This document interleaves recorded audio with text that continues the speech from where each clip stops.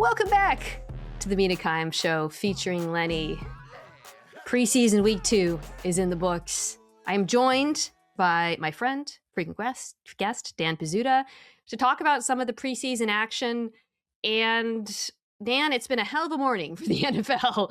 I promise we're going to talk about good things that happened in the preseason. We're spotlighting some fun performances. We got a look at some starting offenses, some quarterbacks actually played. We're going to talk about the Broncos and the Packers and whatnot. We're going to talk about the young rookie quarterbacks, Mendoza and Simpson.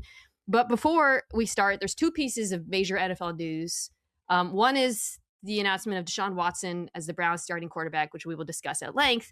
And the other, I'm trying to get an actual foothold on this story, but this morning it also broke. I'm citing ABC Eyewitness News that San Francisco 49ers owner Jed York was arrested in Ohio for prostitution. Courts documents show. I'm just reading the headline. Dan, there's going to be a lot more details that come out on this before the season, but not exactly the headline I'm sure the league wants 2 weeks before the opener. No, probably not. And in the way where it happened in small town of Ohio at 9:30 in the morning, the optics probably not great.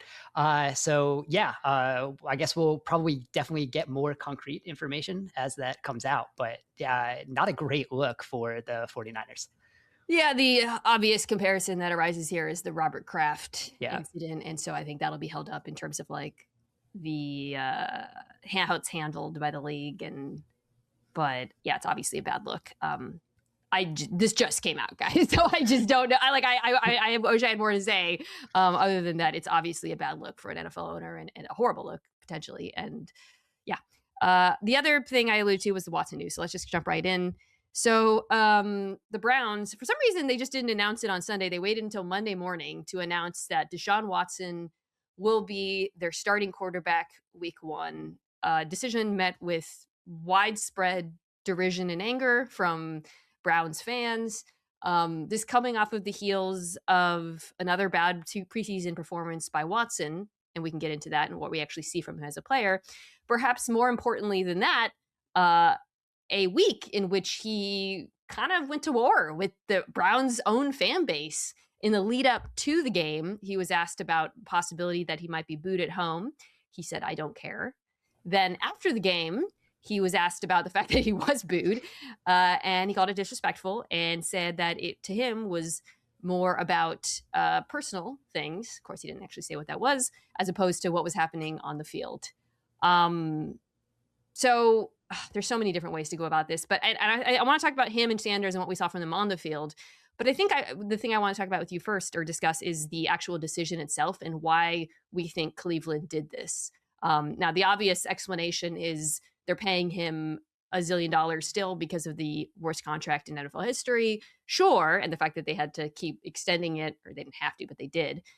Yeah, I think that's part of it. But, I also genuinely, part of me thinks that as bad as Watson was, organizationally, I suspect they do think he is a more predictable quarterback. Do you agree with that? I don't even know. It's hard to say who made this call, Monken versus ownership versus whatnot. And I'm not saying I would have picked Sanders, and we'll talk about that in a second. But it feels to me like this was born of Monken being like, well, I know what I'm going to get with him. Keep the offense on time. We can bench him before we get to play at home in week 3. What do you think went into this decision, which, obviously was incredibly poorly received? Yeah, Mina, what's the record for the longest sigh that's ever been made on this podcast? Because I feel like I'm about to do it. Okay, so I think this entire thing just kind of reflects poorly on the entire organization, to be honest, to be in this spot to where Watson is still on the roster. Like you said, the continued restructure of this contract that really never needed to be done, but the contract was so bad to begin with, they kept restructuring it like it was a normal contract. And he's still on the roster right now because he's uncuttable. You just can't do that. They would have $83 million in dead money next year if they cut him right now.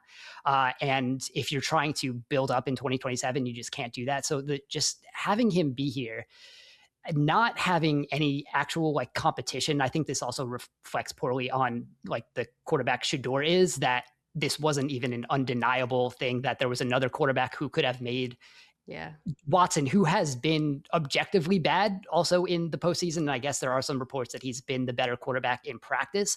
But then when we see actual competition, Watson has also been bad. So I just think in every turn here, this has reflected poorly on all the decisions this franchise has made to get to this spot. Yeah, from the jump, right? I mean, this is a team that, to revisit history, gave this quarterback an unprecedented guaranteed money deal, despite the fact that he was accused by not one, but dozens of women of sexual harassment and assault. Now, the Browns were not the only team that was interested in Deshaun Watson. And I want to say, too, Watson was like, this was not about football. I think it was about football. I think some fans have never gotten over it and were never on board to begin with. And my heart goes out to them, because imagine giving, like growing up with this team and just being absolutely slapped in the face by them over and over. But I as not to revisit history, as somebody who covered this trade, saw after his first season with Cleveland, the NFL media world already say, but what if he's good? I genuinely believe if he had played well, it would have been cheered. It would have been turned into a comeback story by both fans and the media. So, I think the fact that he didn't was something of a moral bailout, if we're going to call it that. But anyways, it's neither here nor there. Absolutely. This organization, like you said, they've basically been in a disaster of their own making for 4 years now, which is so long. And even with all of this money, like they had the opportunity. No one thinks the Browns are going to be good this season, but you could be good and at least not reprehensible at the same time. Or bad, pardon me, bad and not reprehensible. That's what I meant to say. And I think if we're going to blame them for a football thing here, it's not necessarily on its face choosing him over Sanders. We'll talk about his preseason performance in a minute. I would have gone with him, whatever. But the fact that they went into this offseason with a clearly washed veteran who everybody despises and a 5th-round draft pick, that was their competition at quarterback. That's what they deserve the most heat for here, is how they went into this offseason. And also having a 3rd-round pick from last year who didn't even factor into this competition. Right. Yes. So it just all over, where this was a very unserious competition that it seemed like, even going back to like December of last year, the way ownership kind of tried talking about what Watson was, like started sowing the seeds that this was a possibility. And again, this is just, it feels like a sunk cost that they refuse to accept. Yeah. And I think you can still have Watson on the roster, make him like the inactive 3rd quarterback, and just ride this out until the post June 1st cut that you do next year, when the contract finally comes up and you could just rid yourself. But the fact that they want to do this, where most of the reports are still pointing out the fact that the first 2 games are road games, so if they don't go well, you still have a chance to, if you are saying that we might bench this guy by week 3, as part of the reasoning of why he's starting the season, like that's absolutely insane to me too. It reeks of just bad decision making, just all around. The performances have been abysmal. I mean, he's only completed 1 pass over 10 air yards. Watching him, I'm just looking at my notes. It's not all like his fault per se. Like, the backup Browns offensive line and backup receivers are not very good. But I see a quarterback who has completely lost conviction in his ability to throw downfield. When he does throw downfield, it doesn't look good. It's poor decisions. He looks... and when I hear that he's been better in practice, that makes me think of how much of this is probably mental, and him, and he's, when you watch his pressers, it's obvious he is fully aware of how disliked he is, and perhaps that is affecting, like, sports psychology is real. Perhaps that's affecting him as well, in addition to not having the throw power and athleticism that he had early in his career when he was unbelievable. What your ceiling is with him. It's bad. He's not a good quarterback anymore.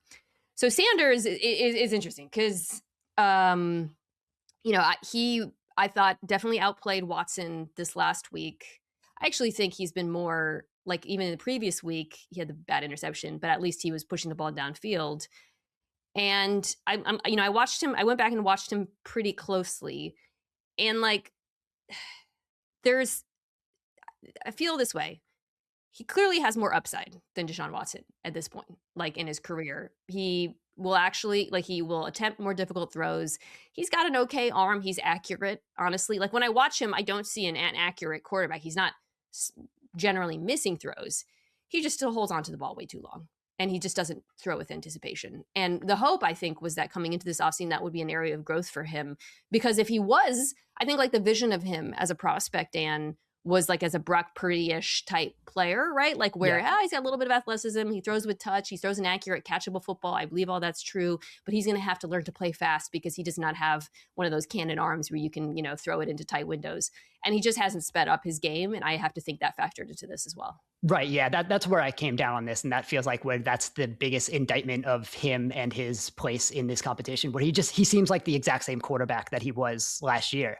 And that's also not a playable quarterback, which it gets into how bad this competition was to begin with, where if he is going to hold on to the ball as long as he has, he's still averaging over 3 seconds to throw in his preseason snaps, which is one of the things that was last year. He had the longest time to throw in the league, just holding the ball, try to wait for something to happen. And again, he does have a little bit of that athleticism, but not enough to be an entirely off script type of quarterback. And he does not have the just kind of overall ability and arm talent to make those types of plays work. So he's playing against himself. It would make sense, a lot more sense for him to be this kind of quick hitting, spread the ball out type of quarterback. That's just not the way he wants to play. And if he's never going to lean into that, then he's not going to be a viable quarterback either, which is, again, if you're just kind of looking at it in that way, that we don't want to waste our time with Shedeur, then it makes sense you would go in another direction. But the fact that the other direction is Deshaun Watson, who I think is also has similar things. He does get the ball out a little quicker, but also if there's any type of, not even pressure, just like a body around him, his operation completely just falls apart. And I think we saw that a lot against Buffalo. I think his mobility is kind of zapped. Like he doesn't move well either. I don't think he has the same arm talent that he used to either. And even like Watson's best throw against the Bills was this dig to Malachi Corley that he leaves short, and Corley had to dive for it. Would have been a huge when if you look, game. if he puts it where it should be, that could have been a touchdown with so much open field. So it's, there's no right answer here because I don't think either quarterback blows you away with how they've played. But I'd still feel like Watson was the more wrong answer, if that makes sense. Well, at least with Sanders, there's the potential for improvement, although I understand that there's skepticism about that because he had an entire season, off season, whatever. With Watson, we know what this is at this point. And your point, I'm glad you mentioned the Corley. I mean, I'm looking at his notes. He attempted a bad tight window throw downfield on his first drive. Second one was blown up by pressure. The Browns attempted so many field screens in this game, by the way. I wrote, like Corley throw, clean pocket, throws the dig low and behind. Great catch by Malachi Corley is what I wrote down. There's on that same drive, drops his eyes versus pressure instead of hitting the crosser. It's a terrible throw, the interception. Clearly, he does not respond well to pressure at this point in his career. Final drive, he throws a goal ball that was actually decent, but then followed by another fourth down throw is way behind the receiver. I mean, he's just not good throwing the ball downfield anymore. Yeah, so, and it would be one thing if he turned into Aaron Rodgers, which as much as we hate kind of watching this version of Aaron Rodgers, that would at least be something. But he also doesn't play that way either. Yeah. So. Yeah, like you said, it's about the money, but also, we have seen teams in the NFL move on from viable starting quarterbacks and take a gigantic cap hits. This is not a viable starting quarterback. What the hell are you doing? And also, just because something is expensive doesn't mean you have to stick with it 5 years after the fact. 4, rather, sorry. It's just absurd and insulting to fans. So anyways, it's funny because Andrew Berry has drafted every other position extremely well over the last few years, but he's been a disaster at the quarterback position. And don't miss me with the owners made him do it. He's collecting millions, please. All right. let's move on to happier news, or at least more compelling stuff. Let's talk about the rookie quarterbacks, and let's talk about the Raiders and the Rams. Let's start with the Raiders. First of all, scary news over the weekend. Ashton Genty, never good when you get the news report that a player's gone down and players are praying. And then it turns out it's an ankle injury. It's still an injury, but whenever they throw out the players are praying at practice, you assume he's like basically dead. He's fine. Right. Not fine, but he's okay. Yeah. So anyways, obviously relevant for fantasy reasons, mitigated to a degree by how cool Mike Washington has looked in preseason action, who's the speedy, tall running back that they drafted. But I want to talk about Mendoza, and we got another big outing from him, more tape, several drives. And my general take watching him again, sort of similar to week one. There's rookie moments. There's obviously the pick six, which I believe was about a miscommunication between him and Washington more than anything. And there's growth. There's moments where you want to see him respond a little bit better to pressure, which is a legit concern. But I also saw a quarterback who's willing to make very difficult throws, quite frankly, already. And just, he's got it, like the arm, like that the first drive in this game, he does a back shoulder and Naylor is not caught, which I want to put a pin in that. But there's a throw that he makes to Naylor after that. Yep. That's like this anticipatory throw between the numbers where he just, like, that thing had heat flying off of it. And you see that and you think, all right, he's got the goods. Yeah, that's what I came away with this. Like, just mentally, it seems like he does get it, and he seems like he's in the right spot. Like, even again on the pick six where it is a miscommunication, like he's getting to the right spot, maybe a little late, and that's what gets some of the mix up. But it just feels like he is someone who just kind of understands what he's supposed to be doing.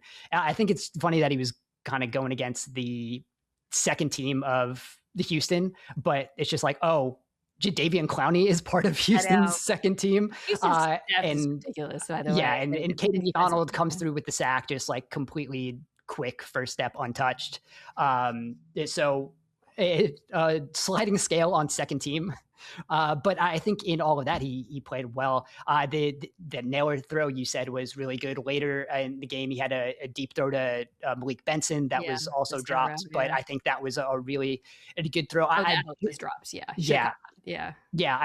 I just feel like there were a lot of plays where you see what he was thinking. It all made sense, and the process was there, which I think is as much as you can ask for someone in his position right now. Yeah, I think you're just seeing a lot of the qualities that we liked about him as a prospect. The arm, the throw power. I'm not saying he's Josh Allen or whatever, but it's absolutely NFL quality caliber. Yeah. I think you saw the toughness too, and not just the mental toughness of bouncing back for the pick six and the sacks or whatever, but there was a play on the second drive where he gets the Texans, send a blitz, and he gets whopped. And he gets that thing off. And that was one of the things I liked most about him in college. That was a little Jared Goff coded, right? Which is he will hang in there and throw that thing. And, that toughness is going to serve him well against when he comes time to actually play against starters. I do came away from this worried about the receiving group. And I'm not alone. Clint Kubiak gave a quote. This was actually after they were practicing with Houston. So I understand that a lot of the starters like Mayer and Bowers obviously didn't play, and neither did Trey Tucker. But Kubiak said, learned a lot about the receiving room. They got to get a lot better. They took a step back. I bring this up because this has been my worry about this Raiders team and its construction since the jump, Dan. And, it wasn't alleviated in this game by watching Benson drop the out, or like the back shoulder to Naylor wasn't entirely Naylor's fault, but I'm like, that was his best throw in college. And I continue to wonder who's going to catch those on this Raiders team. It's going to be 200 targets to Brock Bowers, which that makes a lot of sense, which I would like to see Mendoza throw into Bowers just to kind of see what it looks like. But it's also, again, tough. The Raiders certainly do not have a good wide receiver group. It's hard to go against the Houston secondary and try to be judging whether this group is good or not, because again, the Houston secondary is just full of a bunch of monsters. But yeah, the wide receiver group has been an issue. Obviously, like Trey Tucker, if you're banking on Trey Tucker being like your best receiver, I think it says something that Jalen Nailor was their big free agent signing, and he was the one playing in this preseason game. And I guess you want to get him some more reps in this offense, but probably not the greatest sign.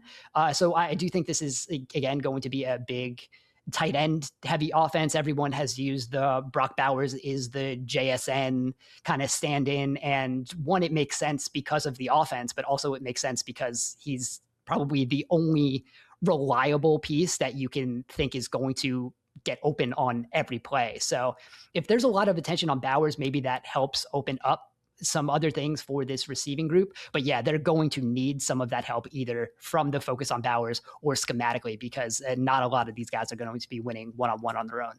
I think the thing that is still an unknown and will largely determine whether or not this is like a passable group and whether or not the offense as a whole is good enough to support Mendoza whenever he does start is the offensive line, which I don't know because we haven't seen the starting group together, right. As a whole. And we know that Clint Kubiak is going to run the ball. He's going to put big bodies on the field. But if they're incredibly inefficient running the ball in early downs, I don't have a lot of faith in this receiving group. However, if they're able to live in that Seattle world where it's enough, especially in the second half of the Seattle season, and they get a lot of base defense, you start to feel good where you can get decent matchups for the tight ends. I think it's enough. So I think that's kind of my big X factor here is this offensive line good enough to run block, frankly, as much as pass protect? All right. So the Rams game was interesting because all summer long, we've been hearing that Stetson Bennett is the leader for QB2, which I think kind of has gotten a little bit slept on as a story, given that Ty Simpson was the 13th overall draft pick. And no one expected Ty Simpson. Obviously, no one expected him to come in and like compete for QB1. But one would think, right, that QB2 would at least be on the table for a first round draft pick. And I know everyone's saying, well, like it's a young quarterback and you got to develop him. I know. I am saying backup quarterback. It's Dan, I was trying to think of examples like in NFL history of first round picks who are not only not being told they won't start year one, but not even being given the opportunity or not opportunity, but like not talked about as a backup. And it's a pretty non-existent, quite frankly. Yeah, it is strange, especially because it's not as if Stetson Bennett was a second or third round pick that they were high on when they came in. So the fact that he's still sitting in there and they're kind of looking at him as the backup is strange, especially just given what we know Stetson Bennett is. It's not like there's a lot of untapped potential in Stetson Bennett too. I think we just kind of know what Bennett is going to be. He's not some raw developmental super arm talent type of player that you might look for that could potentially be like a change up if Matthew Stafford gets hurt and you have to have a backup quarterback. We just kind of know he's very much just kind of like that pocket passer type of guy. So the fact that he does seem to have the lead in that QB2 is certainly interesting. He played fine and pretty well, actually, I thought, in this game. It starts off and it's like boot, stick, quick hit, and I'm thinking like, all right, like what are we really learning? But then they kind of he started making some actually high, talking about Stetson Bennett, rather, some higher degree of difficulty throws. There's one that has gone viral because it's like this crazy, like beautiful. What happened in the game, I gasped. I didn't know he had that in his bag. I don't know if Stetson Bennett knew he had that throw in his bag until he got it off. Gorgeous touch, Grosser layering it over the defenders, rolling to his right. But in addition to that, I want to mention he hit like 3 deep outs on both sides of the field that I thought were, again, good throws. And I'm not saying this to say Stetson Bennett should be competing for a starting job anywhere necessarily, but I will say I thought he outplayed Simpson in this game, who came in at some point in the second half. And, I thought they gave him, again, like a pretty simplified offense. And he looked a little bit less. The coverage was a little bit better than the first time around, and he missed some throws. Honestly, I didn't I know I sound like I'm talking out of both sides of my mouth because I started off by saying it's weird that Bennett has the starting job, but if you took both of their draft picks out of the conversation and purely evaluated these two quarterbacks based on this one game, it would be very comprehensible why Stetson Bennett is QB2. Yeah, and I think one thing with Bennett, there was absolutely no pressure on him at all. I think it was charged like 12.5%. So he was working with a lot of clean pockets. But then Simpson it felt like it was an even more pared down version of the offense that he ran last week when it was still a lot of boots, like short passes. Between the both of them, there were a lot of just like tight ends to the flat that they were throwing. It was like that was a big majority of a lot of what both of them were doing. But Simpson, again, a 4.7 yard ADOT, 4.4 yard average depth of completion. I don't feel like I learned a lot about him.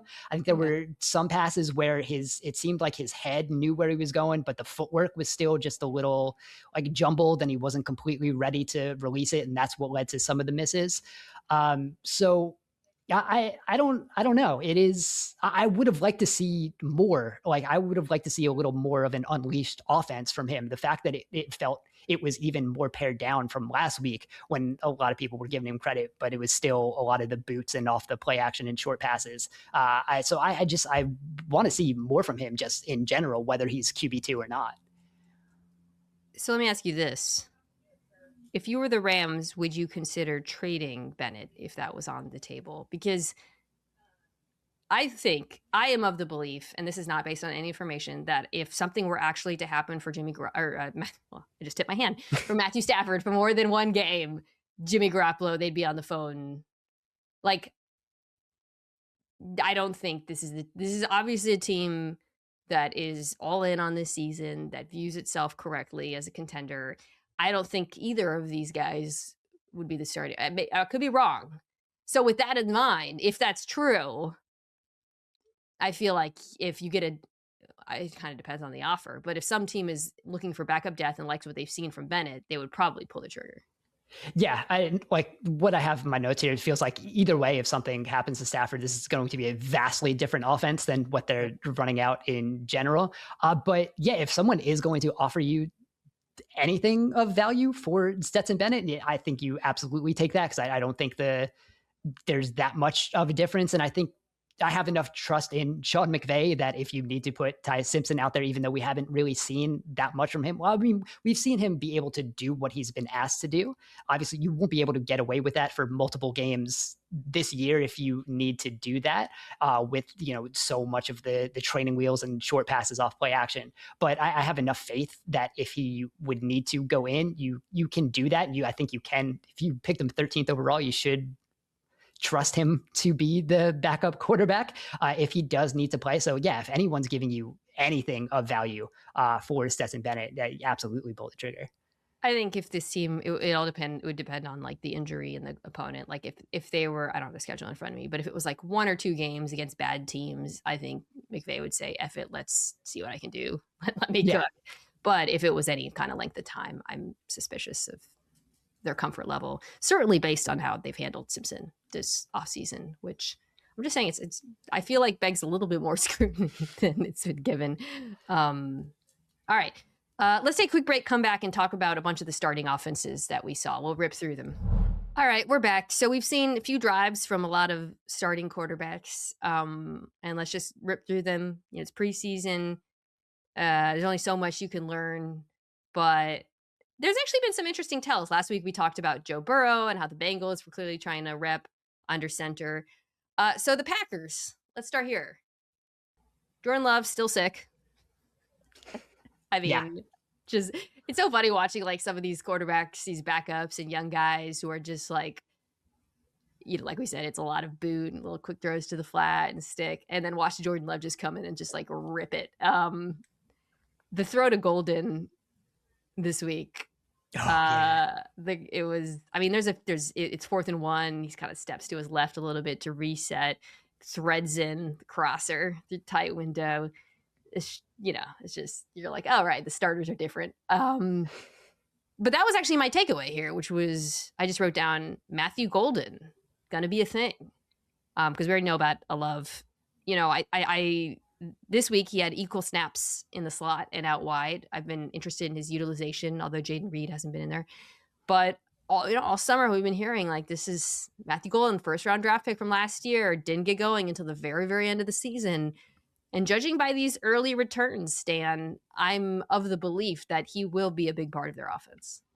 Yeah, and he kind of has to, right? Because they got rid of the other wide receivers where they were going, 4 or 5 deep last year at times. But they need Golden and Watson to be like kind of those outside receivers, because they still ran a bunch of 12 personnel in that game, and it was they were moving around Golden and Watson, but those were the two guys who were out there most of the time.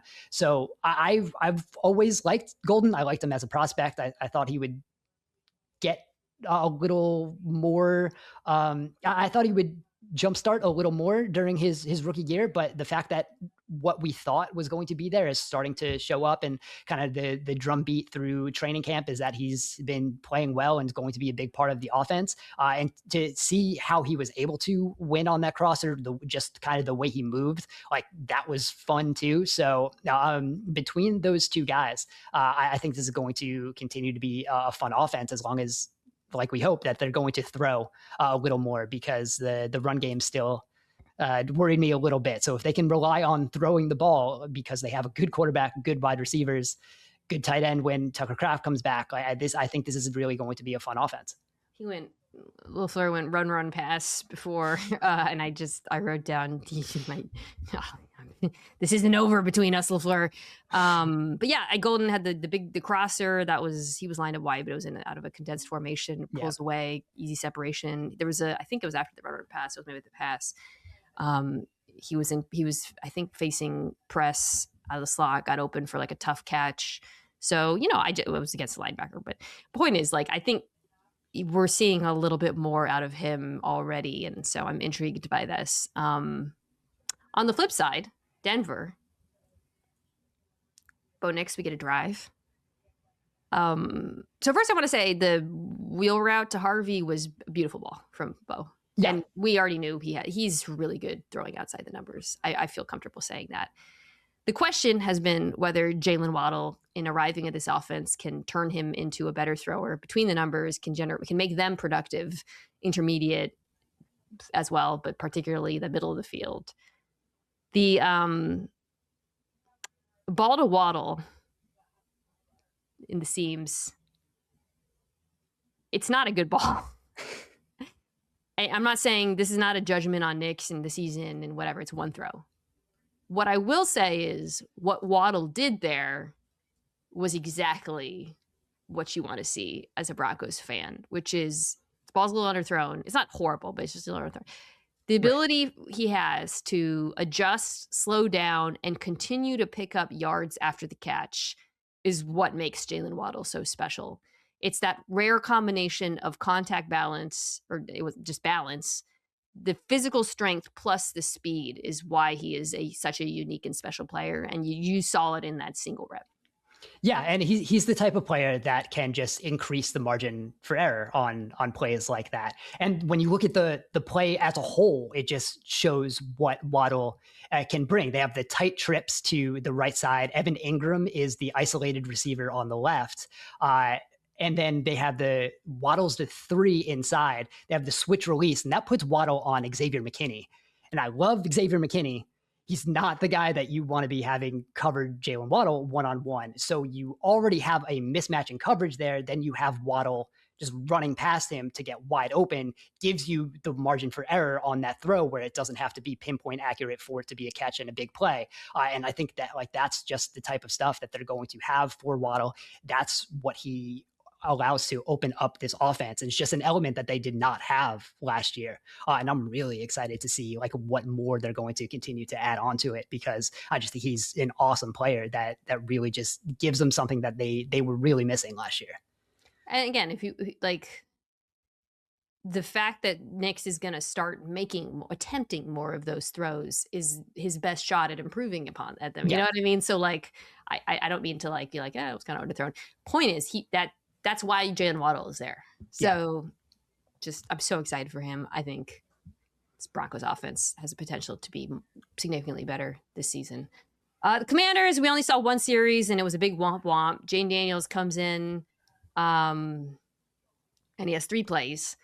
On the first one, the center, Julian Good-Jones, unfortunately does not live up to his name because he struggles to pick up blitz. Then they try play action, which we, are here. We're going to get more under center play action on the second one, but the tight ends F it up this time, and it completely gets blown up. And then the third play is just a surrender draw. None of this has to do with Jayden Daniels, and it's just one drive. But I guess I ask you this.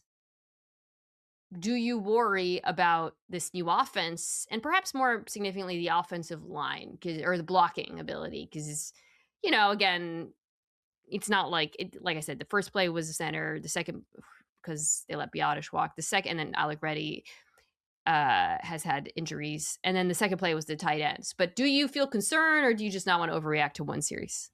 Well, I'm gonna side with Dan Quinn here, who after the game said, we got work to do to figure out where we want to get to at center.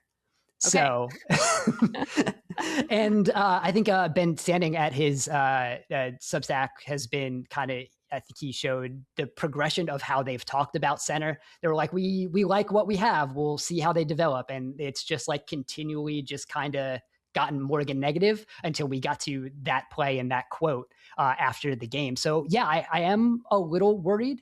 I do think there's enough at the rest of the offensive line. They talked about how Sam Cosmi is playing awesome at guard. So I don't think this is going to be something where it completely blows up what this Washington offense is going to be. But I do worry that it might not be able to lean into the under center play action stuff because of that second snap where your DJ Wanham just blows right past John Bates. And then you're asking Chigakonkwo to come all the way across the formation. And that he does okay, but doesn't give Jayden Daniels any room to run away from the actual pressure that's coming. So when you're asking your tight ends to block that often like that, it's I'm kind of worried that by midseason, this is just going to become a shotgun heavy offense again, because that's all they can manage.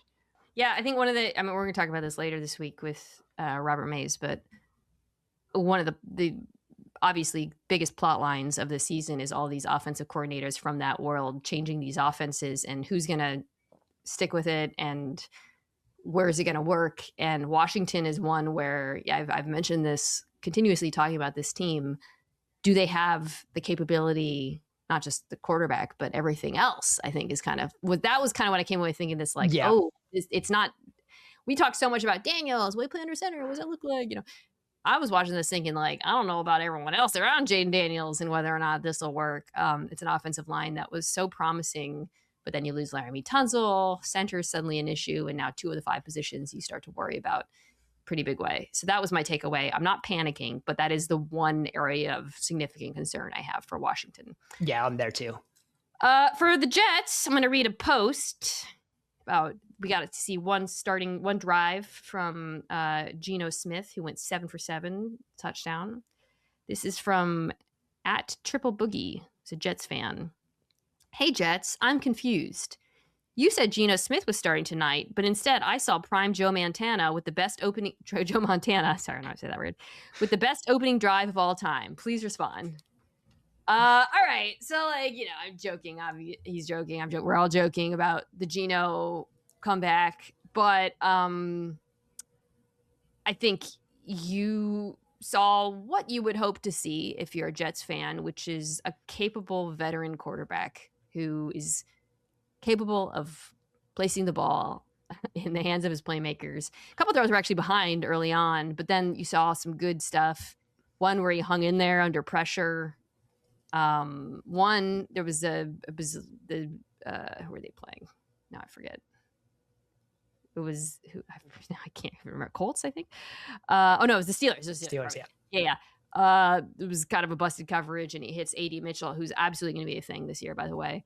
On the corner, it was like a play action. And then there was one where he escaped pressure, and Garrett Wilson, so good, by the way, hit him on the out. And then there was a wide open touchdown to Jelani Woods. Okay, we're not overreacting. I will say the Steelers did have some starters in, but it was a lot of backups. But I think if you hope to at least witness competent offense from the Jets, this was an encouraging start. I think what I came away with, and I'm scared to say this, was I was more impressed with Frank Reich than I thought I was going to be, just in terms of how things opened up and the way the offense looked and some of the schemed openings that were there. I think there were also, if Geno wanted to hang in the pocket a little more on some of those plays where he didn't have pressure, there were some downfield shots that he probably could have taken, didn't need to at all. But there was still some things that there was more there that could have been taken, which was promising. I think the fact that Geno did have some good protection for most of the game, and on those plays where he looked pretty comfortable stepping up and finding someone. So yeah, that it's definitely promising. I think on the one play that got batted down, and I think Dylan Parham caught it, I think Jeremy Ruckert and AD Mitchell run this exact same hitch route to the same spot. So I think there might be some issues that still need to be cleaned up a little bit. But for the most part, I mean, if that's what your negative coming away from this is, it's so much better than anything we've seen from the Jets over the past couple of years anyway. Also, David Bailey on the other side of the ball, second overall pick, blows through Broderick Jones for a sack. It's a little bit on Howard for not stepping up, but he cooked him. Thus far, looks good. Looks the part. Low key, all of the first round defensive players have kind of looked good. It's Preseason, whatever. But Broderick Jones, I know Steelers fans are like, he stinks, and he's not our actual starter, but he has been a starter, so that's not no one for him to beat that way. Thus far, just looks like he has the juice as a pass rusher they were searching for. All right, last starting team we'll talk about before we get to preseason standouts is the Carolina Panthers. We got a couple drives out of Bryce Young. The first one got blown up by pressure and a run stop. By the way, so weird to see Rook Ororo on the other side there as a Jag. I just like, what? He's a Jag. But the second drive was great. You had great Jonathan Brooks run, great block from Tommy Tremble, Monroe Freeling, who I think has looked really good for them at right tackle. You had Bryce stepping up in the pocket, hitting Tremble after that, and then the crosser to T-Mac from the slot, notably. Yep. So that connection appears to continue to pick up right where they left off last year. Generally, just, I thought, again, Jags didn't have a lot of starters in, but pretty comfortable outing from Bryce Young.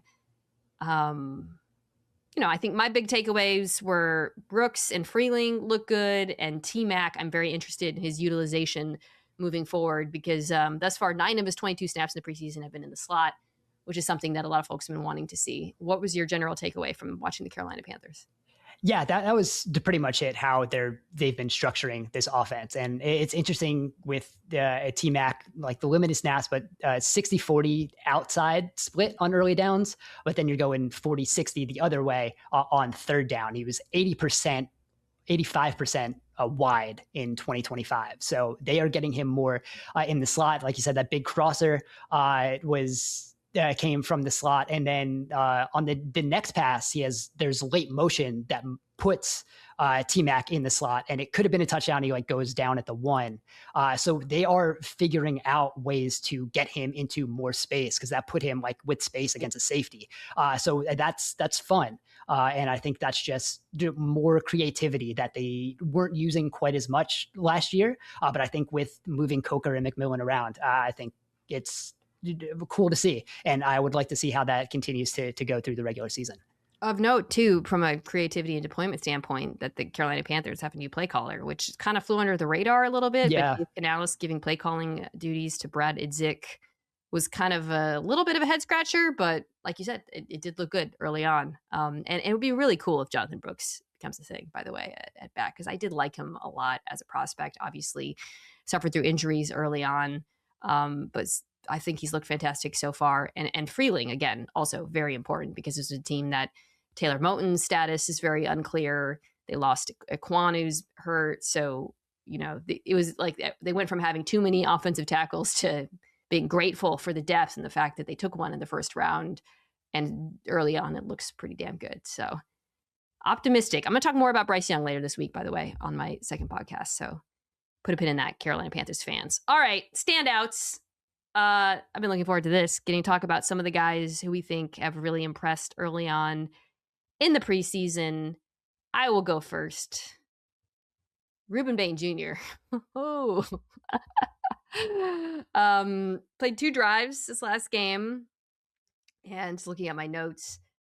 The first one, it's so funny, by the way, because so on the first drive, you saw good play against the run, good athleticism. After Kancey gets some early penetration to stick with it. Then on that, I think the next snap, he gets doubled and Diaby wins. He gets a 1-on-1 against the left tackle. Then on the second drive, we got him first of all dropping into coverage twice. Todd Bowles, just demolishing Chiefs tight end. Can't remember which one. Rerouting him. Yes, yeah. And then on third down, this glorious moment where both Diaby and Bain Jr. win. Bain Jr. with the hump move that we've seen. And I think just watching it as a Bucs fan, this is everything you hoped for when they got Rueben Bain Jr., which is to say, Diaby's always been an underrated good player, but he has not had a running partner over the last few years. And with Bain Jr., now you have someone who can eat double teams, create opportunities for other players, but also, if given an opportunity, can win on his own. And suddenly you feel way better about this. I had the Bucs as a top 10 defense in my top 10 defenses pod. This was the premise of it, which is now we have a legit pass rush, a versatile pass rush, and guys in Bain Jr. who will create opportunities for other players, as you saw with Diaby. So I'd be feeling pretty good if I'm a Bucs fan after watching what that defensive line looked like on those 2 drives. Yeah, defensive line was definitely fun. And I think anything that you might have dinged Bain for with the short arms, and we talked about this after the combine, that hump move is like his best move. He's not new to the short arms, so he's learned to play like this. He knows what he's doing. So when he gets in there, he's already mastered that, and he's throwing offensive linemen back and getting in there. And then when you add that to just the kind of the guys that they have going in the secondary, 2 guys that stood out for me, Tyreek Smith, their safety, who would have been like my second team All-Pro safety on if I had a hypothetical ballot last year. And then Keontae Scott, who the rookie corner, plays in the slot. He played a little more around the line of scrimmage. Those are 2 guys that are just going to run as fast as they can toward the line of scrimmage. So when you have those guys behind that pass rush, I think that the potential to be a lot of chaotic fun for this Buccaneers defense this year. Yeah, with Tyke, the fact that he, when you have him on the field, you have Keontae Scott, then Winfield Jr. could just play the post and a lot of opportunities on the back end created by the front end. Also the possibility that Todd Bowles doesn't have to blitz as much as he has if he has a legit front 4, which appears that he does. And of course they kept Vita Vea, which I didn't talk about when it happened, but was hoping would happen if you're Tampa. With the way things are going with the rest of the NFC South too, and some of the injuries, it does feel like the Bucs are once again ascending back to being the favorites in the NFC South. All right. You give me one of yours next. All right, we'll just go to stick with the same game, other side of the ball. The R. Mason Thomas. Man, he was fun in this game too. The first pass play they have is 3rd and 23. They run a screen at him, and he just kind of isn't really there. The next play, or the next time they run it later in the game, he's all over it and almost Van Ginkles it. The fact that they ran it once, he saw it, and then the next time was already there. That's awesome to see. I think he already had a couple of really fun pass rush snaps. And then just kind of to throw off of it, Mentor Delane too, reads a screen. The receiver has to dive at him, and then that clears the way for the other corner to make a tackle for loss. And then the next play was the Thomas screen that he breaks up. So there's just a lot of just fun, energetic pieces coming on this Kansas City defense too, that I think they really needed to step up, especially at edge, which we just kind of wondered if they were going to get that type of guy. And if R. Mason Thomas can be on the field and get some of that pass rush, just be in lanes, disrupting things, he's going to be a real fun player. Yeah, and the first pick, Woods hasn't really done a ton. Pierre Woods in the preseason thus far, but not the first pick. Messer Delane was the first pick. But R. Mason Thomas has absolutely looked like the juice guy that they hoped he would be. So explosive off the line of scrimmage. It's like watching it, I just felt like, damn, I haven't seen this on Kansas City in a long time. Yeah. Right? Like, it's been a while since they've had legitimate juice off the line of scrimmage. I think he's held up decently versus the run as well, which kind of was one, question I had, like, how much can he play? FAU, who was the first round draft pick, who hasn't done much for them, and he's been injured as well, but I thought he looked pretty sharp, pretty exciting in this game. And, this is all pivotal for Kansas City. Like, this offseason was about rebuilding this this defense, with a youth movement. And thus far, the early returns are pretty good, honestly, especially with R. Mason Thomas and Delane, who is as advertised. So definitely agree with R. Mason. Yeah, that when he blew up that screen, it really was very reminiscent of Van Ginkel in a way that I enjoyed. All right, I'm going to go to offense now, and I'm going to talk about a quarterback, Jack Strand. Yeah. Falcons. Thus far, the story of the Falcons preseason. So, all right, I got to start with this caveats. Like, so I watched him a little bit later. It's, we can't say that other young quarterbacks like Simpson or whatever are getting a simplified offense and not start by saying, it's a lot of boots. It's a lot of cutting the field in half. And, like there aren't like high degree of difficulty NFL throws happening here. Right. But we're talking about an undrafted quarterback from, I forgot the school, Minnesota State Moorhead. D2, not even FCS. I think what you're excited about if you're a Falcons fan is he looks the part of a developmental prospect, which is to say he has a big arm and he's athletic, and the simplified game does not look too fast for him.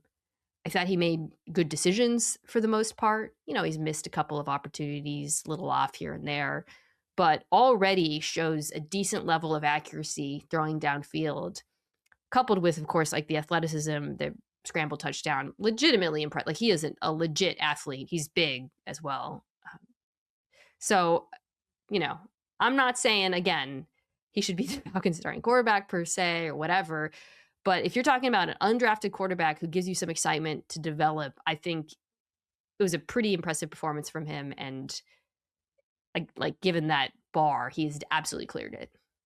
Yeah. And like you said, it was, my notes are like he looked in control the whole time. It really didn't look like there were a lot of things that were just too much for him. But then there were a couple of really nice throws. That the deep slot fade he throws from empty to Antoine Wells was a nice throw. And then it comes back later, like a straight 7-step drop from under center. And he has the throw, just the go route down the sideline, which was nicely placed. So he does have those throws in his arsenal, which was nice to go on top of, the boots and some of the shorter throws that he was doing just to get him in rhythm. It's a lot of fun. It's an interesting situation because he is the type of developmental quarterback you'd like, but do you keep him as the quarterback 3 because of the injuries and play of Tua and Michael Penix, where you just might need like that Cooper Rush, who's currently on the team, to stick around because you might need him sooner rather than later? So what do you do do you have 4 quarterbacks? That I think that's an interesting roster thing, but the fact that Strand, a guy out of D2, has made that an interesting thought that they will need to figure out is fun. Yeah, he's definitely fun to watch, and he's the type of preseason guy, like when we talk about the developing quarterbacks in the NFL, like he's the type of guy we should be trying to develop in some way, because it's fun, and there were a lot of flashes that you feel like can build on something. It's funny because if he was backing up Penix, he actually has some similarities to him, I think, in, like you mentioned, the beautiful goal, the placement. He actually threw another really nice go ball that wasn't caught, but yeah, the ability to throw downfield and the power is legit. I think, like, it's one thing to do this extremely well protected against backups.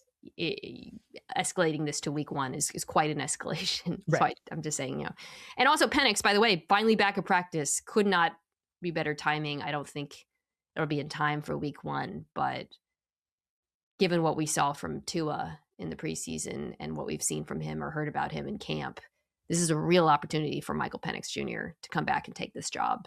Falcons fans are probably clamoring for it. So this is it, man. I feel like this is, Penix's kind of make or break chance this season, and it'll never be better than this. All right, who do you have next as a standout? All right. I mean, how can we have a preseason podcast without talking about Deshaun Stribling? I got him in Dynasty, and boy, I celebrated. Yeah, as you should. I'm going to catch like 900 balls this year. It's just insane. 5 targets on 7 routes this past week. Just basically a 50-50 split between wide and slot snaps so far this preseason. He looks like a juiced up Juwan Jennings, and that's someone who like loves Juwan Jennings. The fact that he has like just more smoothness and explosive ability is just it just feels like the perfect type of Kyle Shanahan wide receiver who's going to be able to win tough off the line, but also get into space for some of these explosive plays that they can draw up. I think that's my big question with him is like, is he just replacing Jennings, or what is the potential to do more beyond that? And Jennings was incredibly productive and important on money downs, especially third down. In the Niners offense, very good blocker. When they drafted Stribling, that was my thought. Like, okay, cool, he can do the Jennings stuff. They need someone to fill this role. But now we're seeing there might be a little bit more to his there might be more to his game, like you alluded to, and maybe can he replicate some of the production they had anticipated from getting out of Ricky Pearsall at the Z? I think that's what I'm interested in seeing is, do they use him at all 3 levels? Do they use him downfield? Because Brock Purdy does want to push the ball downfield. We've seen that. And outside of Evans, who's not a lead separator at this point, but will still win downfield. Right. Is there anyone else on this roster who can do that? Can he do that? I think that's going to be one of the interesting things to watch with San Francisco. Yeah, and I think he can, and especially when there's like when Kittle comes back, you're going to have more of that just the focus in the middle of the field, and you're going to have a lot of focus on Evans. So he's going to have a lot of opportunities, I think, to, just be one-on-one in whatever level of the field it is. I think he's going to be a big part of this offense. And from what he's shown already, I'm pretty excited to see what that kind of adds into a Kyle Shanahan offense too. All right. My last standout is Kyle Williams in this last game playing with Tommy DeVito. He had, I think, like 75 yards. He had one 69-yard touchdown. Beautiful, by the way, rep from him. He has this gorgeous release and beats, it was Ambry Thomas, right? Yeah. But then upon rewatching it, he could have had like 150 plus yards in this game. Holy mackerel. I mean, he was open downfield like multiple times. And again, like this receiving group, they're deep, they're stacked, but his ability to stretch the field is unmatched. Like he has a different level of speed and separation.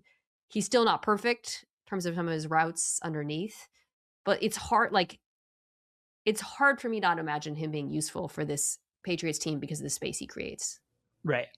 Okay, your final spotlight player is one I've been excited to talk about because I haven't, and I just love him. Arvell Reese.